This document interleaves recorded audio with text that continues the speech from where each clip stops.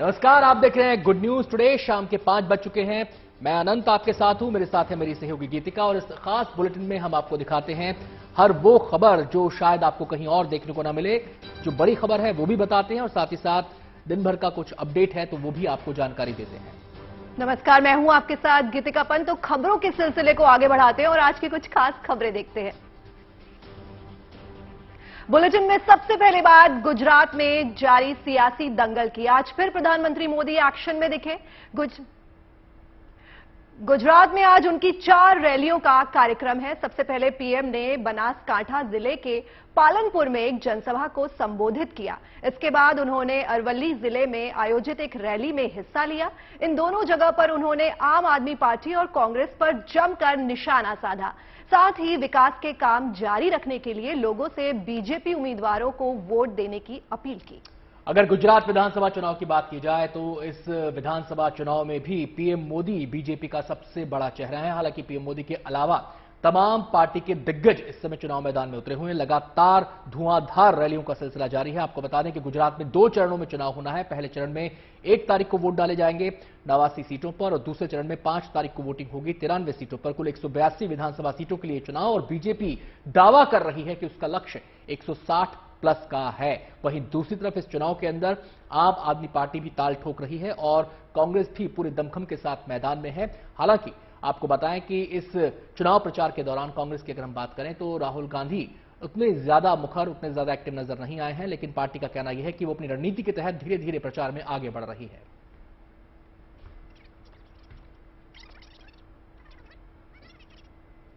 गुजरात के सूरत में 2 दिन पहले चुनाव आयोग की टीम ने एक कार से 75 लाख रुपए नकद बरामद किए थे। इसका दावा किया गया जिस जगह से ये लाखों रुपए पकड़े गए थे अब वहां एक सीसीटीवी वीडियो भी सामने आया है। इस वीडियो में एक आदमी भागता हुआ दिखाई दे रहा है। दावा किया गया है कि वो कांग्रेस नेता बीएन संदीप हैं जो छापेमारी के बाद पकड़े जाने के डर से वहां से भाग गए। जी, बताया गया है कि सूरत में जिस जगह कार से रकम बरामद हुई थी उसी जगह का ये सीसीटीवी वीडियो है। साथ ही ये भी कहा जा रहा है कि जिस कार से लाखों रुपए की नकदी बरामद हुई थी उस पर बीएन संदीप के नाम का वीआईपी पार्किंग पास लगा हुआ था। इस वीडियो के सामने आने के बाद बीजेपी और आम आदमी पार्टी कांग्रेस पर हमलावर हो गई। आपको बता दें कि गुजरात विधानसभा चुनाव के ऐलान के साथ ही आचार संहिता नियम के तहत लागू है और जब आचार संहिता लागू हो जाती है तो उस समय चुनाव आयोग पूरी तरह मुस्तैद रहता है, नजर रखता है हर छोटी बड़ी मूवमेंट पर, खासकर नकद की मूवमेंट पर और प्रचार के तौर तरीकों पर भी नजर रहती है। और इसी के दौरान ये गाड़ी पकड़ी गई थी जिसमें 75 लाख रुपए कैश मिलने का दावा किया गया था। अब ये सीसीटीवी वीडियो सामने आया है।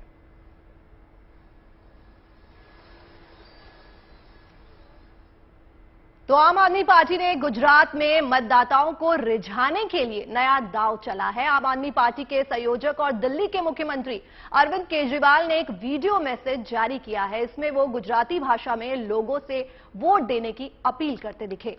असल में इस वीडियो के जरिए उन्होंने गुजरात में कांग्रेस समर्थकों से आम आदमी पार्टी के पक्ष में मतदान करने की अपील की है। खास बात यह है कि अरविंद केजरीवाल इस वीडियो में एक बार फिर गुजरात में सरकार बनाने का दावा करते भी नजर आए। इतना ही नहीं, उन्होंने ये भी कहा कि इस विधानसभा चुनाव में कांग्रेस को 5 से कम सीटें मिलेंगी और यह कोई पहला मौका नहीं है जब आम आदमी पार्टी के स्टार प्रचारक अरविंद केजरीवाल इस किस्म का दावा कर रहे हैं। आपको बता दें कि दरअसल उनके कॉन्फिडेंस की वजह सूरत महानगर पालिका का वो चुनाव है जिसमें आम आदमी पार्टी ने 27 सीटें जीती थी और तभी से आम आदमी पार्टी ने गुजरात पर अपना ध्यान केंद्रित किया था। विधानसभा चुनाव की तैयारी में आम आदमी पार्टी के वर्कर नेता जुट गए थे और इस बार पूरे दमखम के साथ आम आदमी पार्टी चुनाव मैदान में मौजूद है।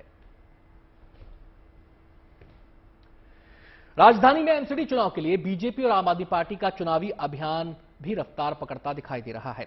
बीजेपी की तरफ से जहां केंद्रीय मंत्रियों को मैदान में प्रचार के लिए उतारा जा रहा है, वहीं दूसरी तरफ आम आदमी पार्टी के बड़े चेहरे भी नगर निगम चुनाव में प्रचार के लिए उतर आए हैं। केंद्रीय मंत्री स्मृति ईरानी ने पहाड़गंज में एक रोड शो किया और बीजेपी उम्मीदवार को वोट देने की मांग की।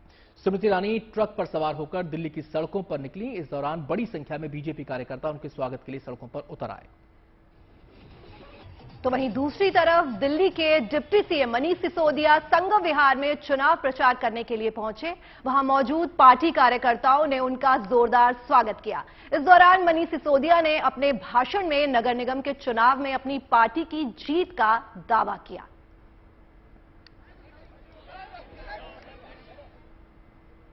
कुंभ नगरी प्रयागराज में फिर से गंगा किनारे तंबुओं का शहर बसने लगा है। वहां अगले साल की शुरुआत में होने वाले माघ मेले की तैयारियां शुरू हो गई है, जिसके लिए संगम किनारे की जमीन को खुदाई करने वाली मशीनों की मदद से समतल किया जा रहा है। इसके अलावा श्रद्धालुओं के आने जाने के लिए रास्तों को भी दुरुस्त करने का काम जारी है। मेले में नदी के इस पार से उस पार जाने के लिए भी वहां पुल बनाए गए हैं।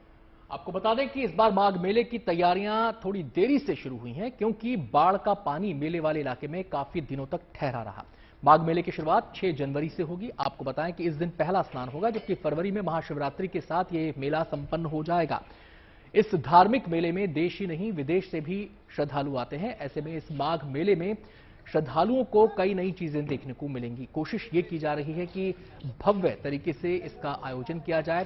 पूरा शहर यहां पर तंबुओं का बसता है, जहां पर दूर दूर से लोग प्रवास के लिए आते हैं और लगभग 1.5 महीने का समय होता है जब यहां पर श्रद्धालु आते हैं और पवित्र नदी में डुबकी लगाते हैं। इस बार हम लोगों ने माघ मेला में कुछ अलग करने का प्रयास कर रहे हैं। हम लोग जितने हमारे यहाँ पे बेंडिंग जोन बनते हैं उसको एक रूपता लाने का प्रयास चल रहा है। इनको एक रूपता करके एक टाइप का फसाड डेवलपमेंट करने की बात चल रही है।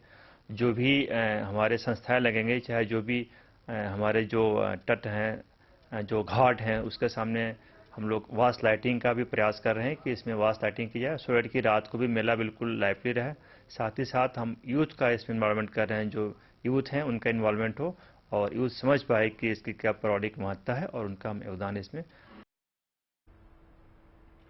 और अब प्रयागराज से रुख करते हैं काशी के घाटों का, जहां इन दिनों रौनक काफी बढ़ गई है। ये रौनक बढ़ाई है विदेशी मेहमानों ने। ये मेहमान हैं साइबेरियन पक्षी, जो बड़ी संख्या में बनारस और इलाहाबाद पहुंच रहे हैं। सर्दियों की शुरुआत और इन पक्षियों के बनारस पहुंचने का सिलसिला शुरू हो जाता है। और ये पक्षी जो काशी के घाटों पर श्रद्धालु आते हैं, पर्यटक आते हैं, उनको काफी आकर्षित कर रहे हैं। गंगा घाटों से लेकर बीच नदी तक इन पक्षियों को देखा जा सकता है। नाव में गंगा की सैर करने वाले सैलानी इन पक्षियों को दाना खिला रहे हैं। कई तो इनकी तस्वीरें भी खींचते दिखाई दी है। बताया गया कि इन पक्षियों के आने के बाद से गंगा में नाव चलाकर अपना परिवार पालने वालों की भी आमदनी में इजाफा हुआ है।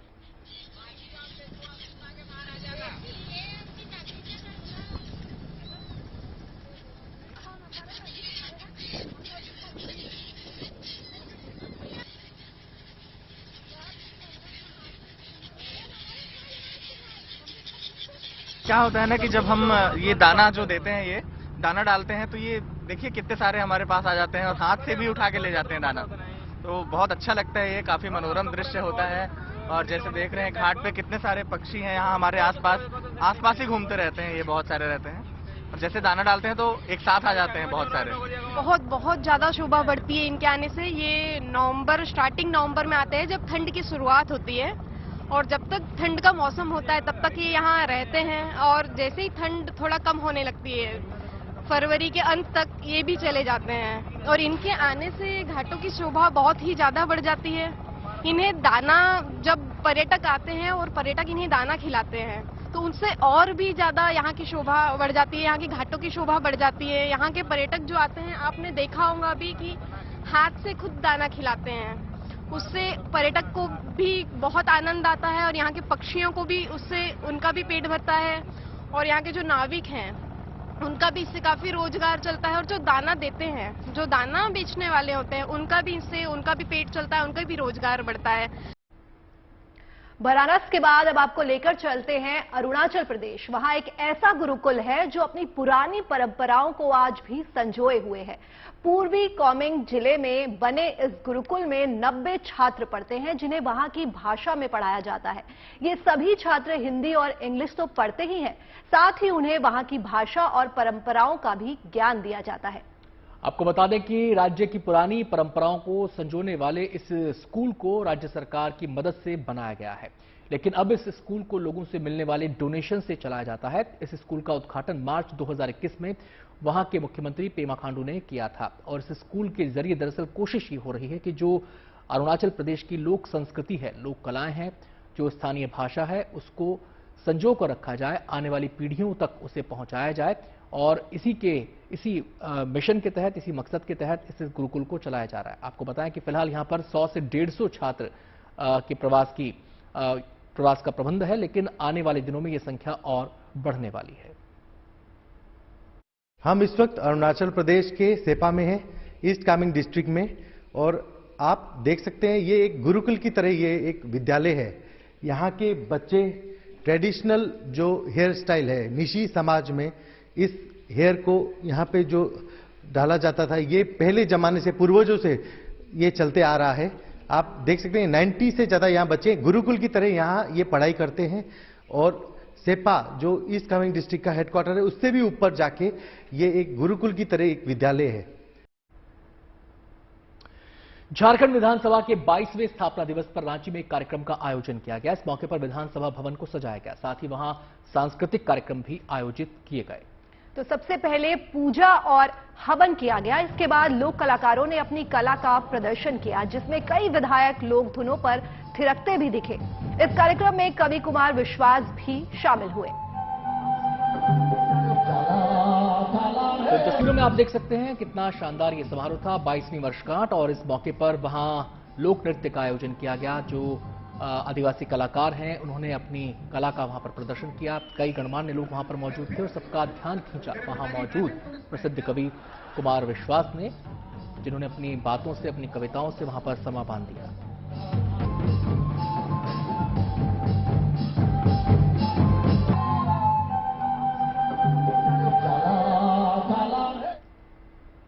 कर्नाटक के हुबल्ली में सिद्धारूढ़ा स्वामी मठ में दीपोत्सव का आयोजन किया गया। इस मौके पर श्रद्धालुओं ने बड़ी संख्या में दीप जलाए। खास बात यह है कि इसके लिए सिर्फ मिट्टी के दियों का ही इस्तेमाल किया गया। इस दीपोत्सव में हिस्सा लेने के लिए दूर दूर से लोग वहां पहुंचे। मठ में जब हजारों दीपक जले तो वो पूरा इलाका रोशनी से जगमगा उठा। इस मौके पर मंदिर को भी भव्य तरीके से सजाया गया। तो इन तस्वीरों को देखकर आप अंदाजा लगा सकते हैं कि जब लोग यहाँ पर मौजूद थे तो कितना भव्य ये नज़ारा रहा होगा, कितना अलौकिक ये नज़ारा रहा होगा। हजारों की संख्या में वहाँ पर दीपक जलाए गए। इस दीपोत्सव में जो वहाँ पर लोग मौजूद थे उन्होंने शिरकत की और इस खूबसूरत नज़ारे को देखने के लिए, इस विहंगम दृश्य को देखने के लिए वहाँ पर भारी संख्या में श्रद्धालु पहुंचे थे। दूर दूर से श्रद्धालु आए थे। शानदार लाइटिंग यहाँ पर की गई और न केवल जमीन पर दीपक जलाए गए, बल्कि आप देख सकते हैं कि अलग अलग तरीकों से इस दीपोत्सव को मनाया गया। यहाँ पे अभी जो भीड़ जमी है वो कार्तिक उत्सव बनाने के लिए जमी है, दीपोत्सव बनाने के लिए। हर साल की तरह इस साल भी मठ की तरफ से भक्तों के लिए लक्ष्य दीपोत्सव का ये कार्यक्रम आयोजित किया जाता है।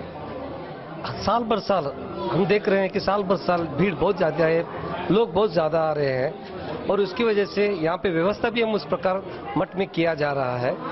तो ये कार्तिक उत्सव अमावस के दिन हम लोग मनाया जाता है और इसका उद्घाटन हमारे प्रिंसिपल डिस्ट्रिक्ट जज करते हैं, जिन्होंने अभी आज आके उद्घाटन करके चले गए। तो उनके अनुदान से हम लोग ये मठ चलता है। यहाँ पे जो भीड़ आती है वो अपने यहाँ से एक दिया तेल लगा के दिया जला के जाते हैं ताकि अंधकार को दूर हो और उजाला परिचित हो। सरकार जम्मू कश्मीर में महिलाओं को आत्मनिर्भर बनाने के लिए कई योजनाएं चला रही है। वहां महिलाओं को नई नई फसलें उगाने के तरीके भी बताए जा रहे हैं। जम्मू कश्मीर के कठुआ में कुछ महिलाएं कृषि विभाग की मदद से मशरूम की खेती करने में जुटी हुई हैं। जी हां, कठुआ में पाकिस्तान सीमा के पास वाले एक गांव में कई महिलाओं ने मशरूम की खेती करना शुरू कर दिया है। इस काम को आसान बनाने के लिए कृषि विभाग ने उनकी मदद की। अब इससे इन महिलाओं की अच्छी कमाई तो हो ही रही है, साथ ही वो आत्मनिर्भर भी बन रही हैं। बताया गया है कि वहां उगाया गया ये मशरूम देश के दूसरे राज्यों में भेजा जाता है। मैं ये मशरूम का काम पिछले साल से कर रही हूँ, है ना। ये एग्रीकल्चर डिपार्टमेंट की मतलब वजह से इन्होंने हमें, पहले हमारे पोल्ट्री शेड थे ये, है ना, हमने पोल्ट्री का काम करते थे। फिर ये कोरोना की वजह से बंद हो गए, मतलब बंद ही रखे। फिर ये हमारे खजूरिया साहब इधर फील्ड जो ऑफिसर हैं, हाँ, एग्रीकल्चर डिपार्टमेंट के, इन्होंने फिर हमें बताया कि आप मशरूम का काम करो। तो हमें पता ही नहीं था इसके बारे में, कुछ भी पता नहीं था कि तो हमें शौक भी है बिजनेस, महिलाएं मतलब करें तो कितना अच्छा है। एक बंदा घर में कमाता है तो पैसे की कमी आती है, बच्चे पढ़ते हैं, एजुकेशन कितनी महंगी है। तो चलो इन्होंने हमें बताया, गाइडलाइन दी। सर मेरा नाम रजनी शर्मा है और मेरे ग्रुप का नाम है नई उम्मीद है।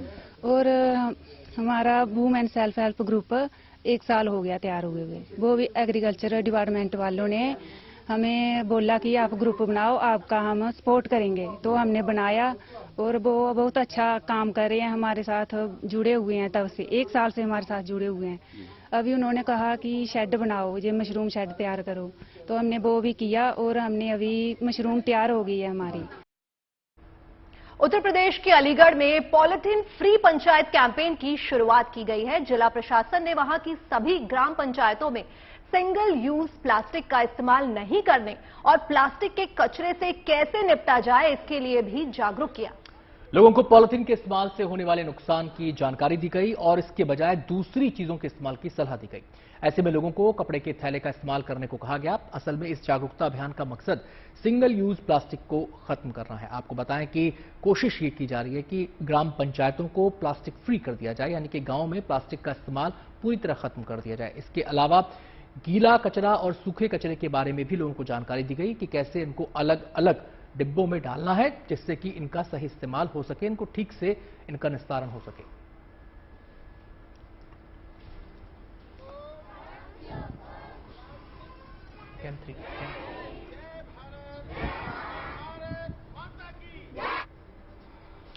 तो हमारे इस खास बुलेटिन में फिलहाल इतना ही।